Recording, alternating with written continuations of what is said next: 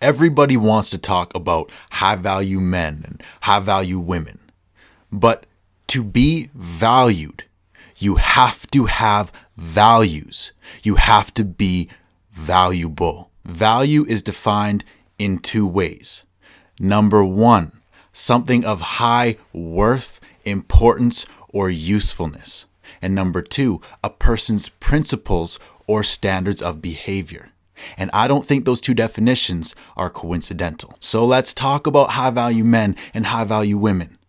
Anything of true value will be worth an investment, and anything worth an investment will grow and return on said investment over time. Just because a stock is monetarily valued at $30,000 does not automatically make it a good investment, and therefore does not automatically make it valuable. Sure, maybe only a certain status of individual can afford said stock and have a membership at the country club, but don't think for a second that your looks, your wallet, or other surface features automatically make you high value.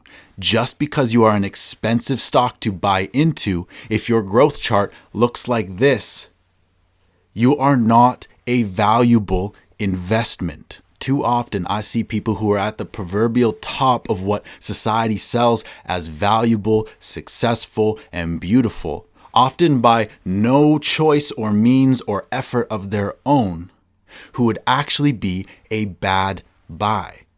There are people that look like they are the whole package, but would be a poor investment in the long term. For example, physical appearance is a depreciating asset. So if you have placed the majority share of your self-worth in the way that you look, you are a poor investment choice beyond maybe a short-term gain, which is what the market would call, unironically, a pump and dump stock. If money is the majority share of where you place your own value, you will be a poor investment. Money comes, money goes, money is volatile. Money can only buy so much to keep those dopamine hits coming, to keep that instant gratification going. But at some point, that also just becomes a short-term gain stock. It is no coincidence that when either of these two pillars that society has placed value on begin to fade or lose their novelty, most relationships completely fall apart. People who place the majority share of their self-worth in skin deep or wallet deep anchors will have a very difficult time finding any sort of deep, meaningful, and long-term committed relationship. Understand that a stock that is only worth $1 today, that is consistently increasing in value, is far more valuable than a stagnant $30,000 stock. Being a high value man or a high value woman is far deeper than your looks or the number in your bank account. Being high value is about playing the cards you have been dealt. Yes, you may never ever get to date a supermodel.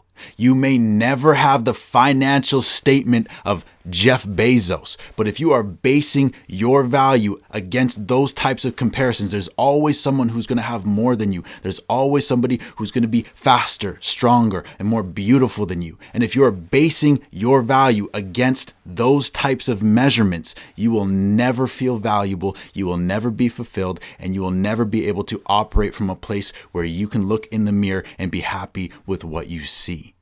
And if you begin to really understand this and you begin to grow and operate from this mindset, the success that you will see in the mirror will be